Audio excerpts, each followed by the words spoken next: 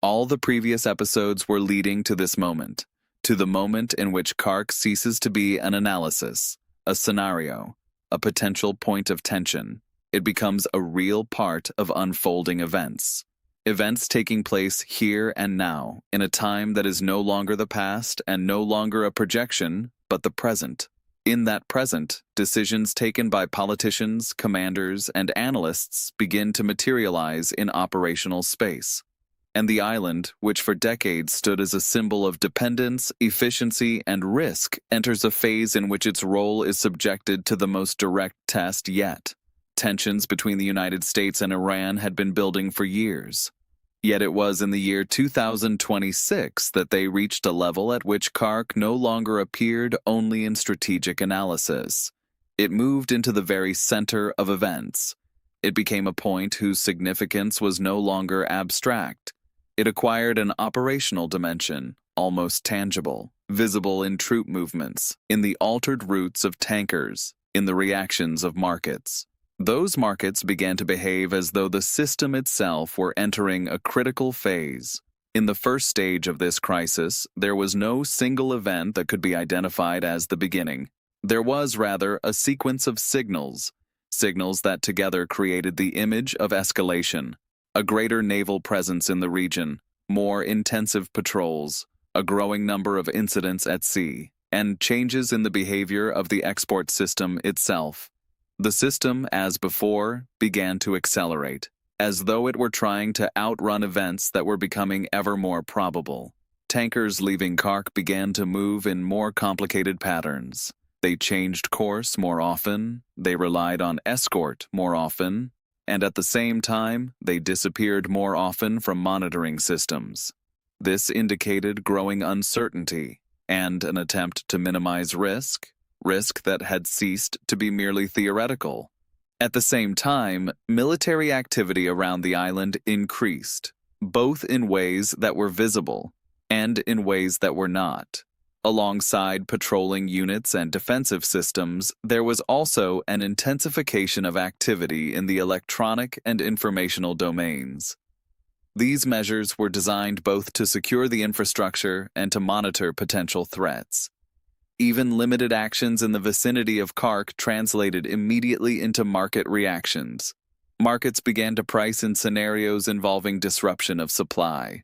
This led to rising oil prices and heightened volatility. It demonstrated something essential. The island had ceased to be merely one element of the system. It had become its critical point in a real sense, not merely an analytical one. During this period, the first reports of direct action also began to appear. Reports of incidents that were not always clearly confirmed, yet fitted into the broader picture of escalation. They suggested that the space between peace and conflict was beginning to narrow, and that Khark was located precisely at the point where that narrowing was felt most acutely. For the United States, the island became part of strategic calculation in a way that was no longer merely hypothetical. It began to be considered in operational terms as a potential target, one that could produce a rapid and significant effect by striking at Iran's principal source of income and thereby weakening its capacity to act. At the same time, for Iran, Khark became an even more central point within the system, a place whose loss or disruption would amount to an economic crisis. That elevated its protection to the level of an absolute priority, encompassing both military measures and operations aimed at preserving continuity of exports under all conditions. It is precisely at this stage that the paradox of modern conflict becomes visible. Each side understands the consequences of action, and yet each side continues to escalate. Each side pushes the boundaries of what is possible, while still stopping short of crossing the threshold that would signify open war. The system therefore functions in a condition of tension that is at once stable and unstable. As the situation develops, pressure on other states also begins to grow. They are forced to react to changing conditions. They adjust their energy strategies. They increase reserves. They analyze scenarios in which Khark ceases to function. That makes one thing very clear. This conflict is not local. Its consequences are global. Even a partial disruption of Iranian exports can exert a significant impact on the market. That means every action in the vicinity of Khark has the potential to trigger effects extending far beyond the region. And that is precisely what further amplifies the significance of the island in the context of conflict. At this point, Khark ceases to be merely a piece of infrastructure. It becomes a symbol, a point in which all tensions converge, all calculations, all scenarios, a place that reveals how thin the line is between stability and crisis, between analysis and action. And that is why this episode is not an ending.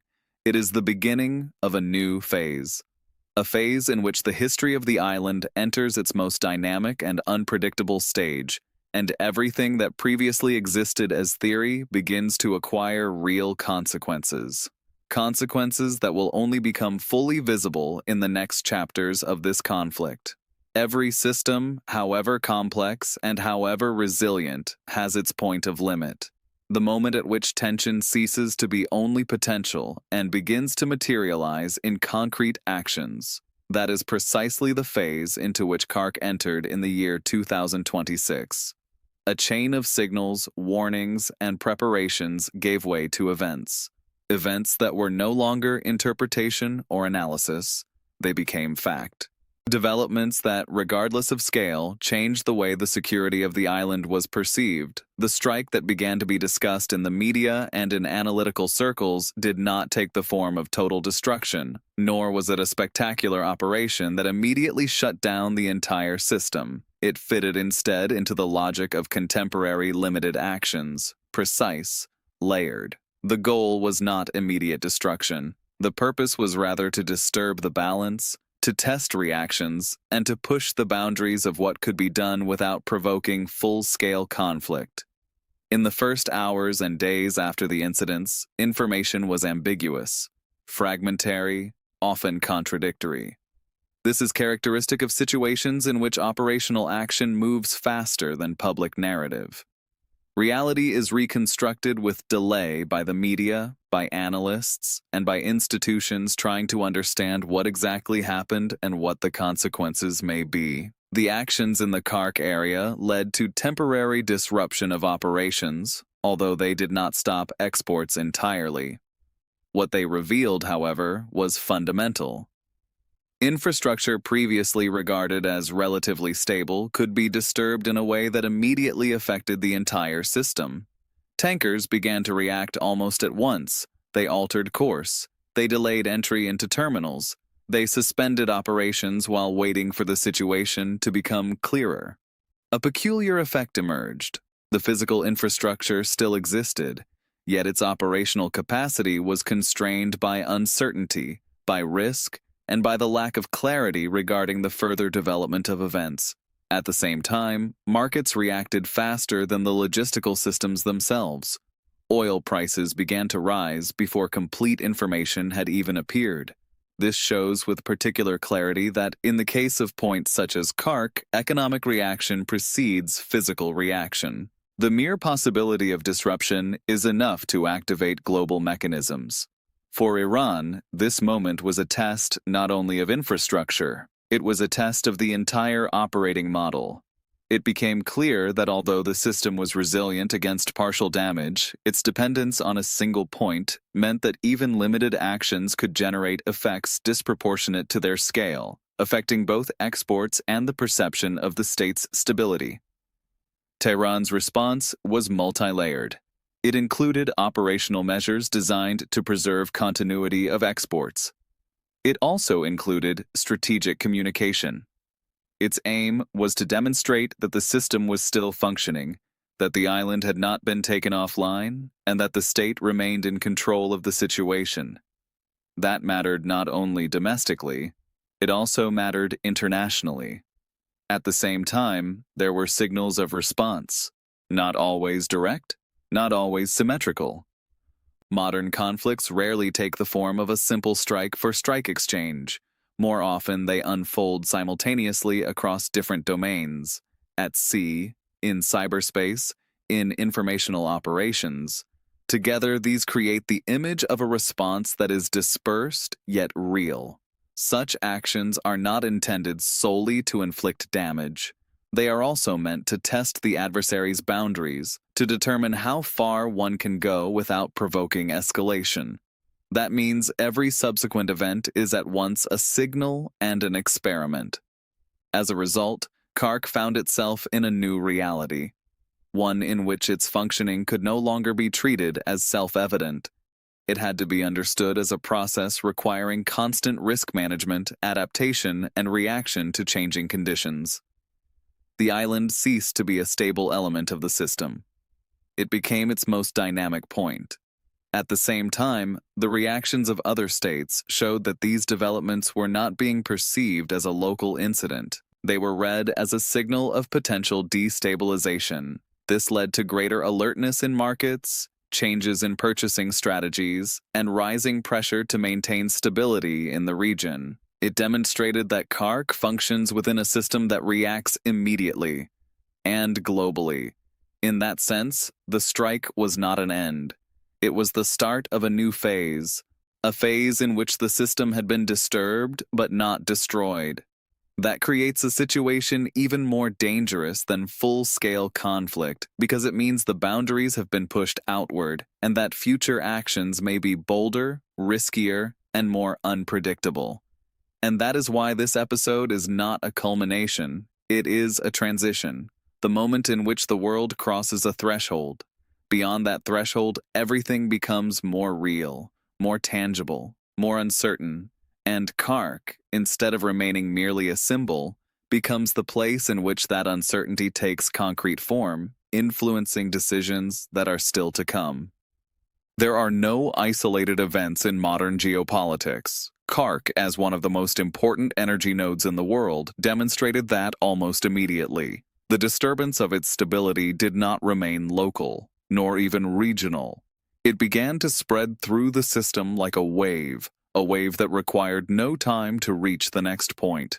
The system in which the island functioned was already tense, already primed for reaction, already prepared to convert every impulse into a chain of consequences. In the first days after the events near the island, the reaction was visible above all in financial markets. Oil prices began to move not only in response to actual disruption. They reacted just as strongly to expectations, fears, and scenarios that began to dominate investor analysis. That showed something very important. Khark is not only a physical point of export, it is also an element of market imagination. And markets react to the possibility of events almost as strongly as they react to the events themselves. The mere uncertainty surrounding the security of energy infrastructure in the Persian Gulf is enough to produce significant price fluctuations. That means events around Khark are not only operational in nature, they also possess a psychological dimension. They influence decisions taken far beyond the region, in the offices of traders, in corporate boardrooms, and in ministries of finance and energy. Often it is precisely there that the effects of crisis appear faster than at sea. Following the financial markets, states began to act as well. They adjusted their energy strategies. They increased purchases from alternative sources. They activated strategic reserves. They renegotiated contracts. A displacement effect emerged. The global supply system began to reorganize itself, not yet in a permanent way, more as a temporary adaptive response designed to survive a period of uncertainty. But the mere fact of such a rapid reaction demonstrated how much significance one single point can carry if it is positioned in the right place within the system. In Asia, where dependence on imported energy is especially strong, reactions were rapid and decisive. Any disruption of supply from the Gulf region means risk for economies built upon stable access to raw materials. That is why countries such as Japan, South Korea, and India began actively to search for alternatives. They increased pressure on other producers. They introduced additional dynamism into the market. In such moments, the issue is not only current deliveries, it is also the signal sent to all the other actors. Who secures volume first? Who reacts faster? Who reads the moment of change more accurately? Europe, already shaped by earlier energy crises, approached the situation with greater caution, but also with greater determination. Events around Khark fitted into a broader picture of instability, one that forced further diversification of supply, development of alternative energy sources, and increased systemic resilience. It showed with particular clarity that one point in the Persian Gulf can influence decisions taken in Brussels, Berlin, and Paris, far from the place where the crisis is physically unfolding. At the same time, oil exporting countries, including Saudi Arabia and the United Arab Emirates, found themselves in a paradoxical position. On the one hand, they could benefit from higher prices. On the other, they had to take into account the risk that destabilization might spread. This led to a more balanced policy, one in which short-term gain was weighed against the need to preserve the stability of the system as a whole. Because if tension escapes control, price advantages can very quickly be neutralized by chaos. The global energy market is a system with an extremely high degree of interconnection. That means disruption in one region produces secondary effects elsewhere in the world, from rising prices to altered trade flows to political decisions extending far beyond the energy sector itself. In such a system, Khark is not merely one terminal among many. It is a point that triggers reactions, a point that reveals how deeply the world now functions according to the logic of mutual dependence. At the same time, second-order effects also began to appear, less visible, but equally important. Rising transport costs, changes in supply chains, inflationary pressure. Together, they created the picture of a system that was not merely reacting to events, but beginning to transform under their influence. Crisis does not stop at the price of a barrel. It spills further outward into production costs, into food costs, and into the cost of daily life. Khark, which at the beginning appeared to be only one of many points within that system, became its catalyst. A place in which tensions were revealed and set in motion processes that had previously existed only in potential form. This made its significance even greater. It ceased to be merely an element of infrastructure. It became a mechanism generating change, not only in logistics, but also in the way people think about security, risk, and global dependence on places that appear distant. At the same time, political reactions began to intensify. States had to respond not only to economic consequences, they also had to make decisions concerning security, alliances, and strategy.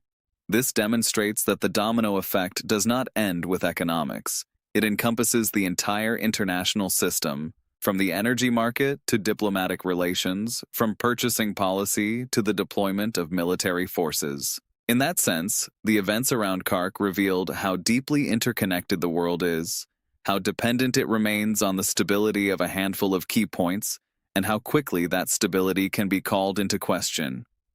This creates a situation in which every participant in the system must adapt to new conditions, regardless of whether it is directly involved in the conflict or only experiencing its effects. And that is why this episode is not only a description of consequences. It is also a moment of understanding, a moment in which it becomes clear that Khark is not an isolated case. It is part of something larger, a system in which every point matters, and in which every disruption can trigger processes that change the balance of power, the direction of flows, and the way the global economy functions. That is how one island becomes a point capable of moving the entire system. At the end, it is worth becoming aware of something that rarely sounds as clear as it should, even in the most detailed analyses. At its peak, more than 90% of Iranian oil exports passed through Khark Island. That means that, in practical terms, the entire state, its budget, the stability of its currency, its ability to finance the military, the administration, and the routines of daily functioning depended on one place. One point on the map. A point which, from the perspective of a satellite, looks like a small stain on the water, but in reality constitutes one of the most important safety valves of the entire state. That leads to a conclusion which at first glance appears paradoxical. In a world we associate with globalization and the dispersal of systems, there still exist places that concentrate within themselves an enormous share of responsibility for the functioning of entire economies. The more complex the system becomes, the more it needs such points of concentration, and the greater the concentration, the greater the risk. The history of Khark also reveals something even less obvious. During the Iran-Iraq War in the 1980s, the island was one of the main targets of attack. It was bombed, its infrastructure was damaged, its export system was repeatedly disrupted, and yet exports were not completely halted. The system did not collapse. It changed the way it operated. It adapted. It entered survival mode. That points to a fundamental characteristic of energy systems. They very rarely switch off entirely. Instead, they become less efficient, slower, more expensive, more risky, but they continue to function, and that is precisely what makes them so difficult to stop in any definitive sense. Because the real question is not whether the system still operates, it is how deeply its operation has been disturbed. There is also a less visible layer of this world, one that does not appear in official reports or statistics. Tankers leaving places such as Khark often alter their routes, turn off identification systems, and move in ways that are difficult to predict. A parallel system of energy logistics takes shape, a system operating in the shadows, one that is not always fully transparent, yet exerts a very real influence over the functioning of the global market. In that sense, the world of energy has two levels. The official one, based on data, reports, and declarations, and the unofficial one, based on practice, adaptation, and response to changing conditions. And very often it is precisely this second level that determines whether the system is capable of surviving moments of crisis. More than that, even a short-lived disruption in a place such as Khark can trigger an effect that spreads around the world. Rising oil prices, currency fluctuations, changes in transport costs, inflationary pressure. All of this may be the result of events physically unfolding at a single point. This reveals the scale of linkages that remain invisible under normal conditions. A driver filling a car in Europe, a logistics company planning deliveries in Asia, a government analyzing inflation. Each of these actors functions within a system that, however local it may appear, is directly connected to places such as Khark. And that is precisely what makes energy one of the most global resources in the world. It is also worth noticing a technological paradox. The more advanced the system becomes, the more vulnerable it becomes as well. Modern technologies make it possible to increase output, optimize processes, and anticipate threats. But at the same time, they create new points of vulnerability.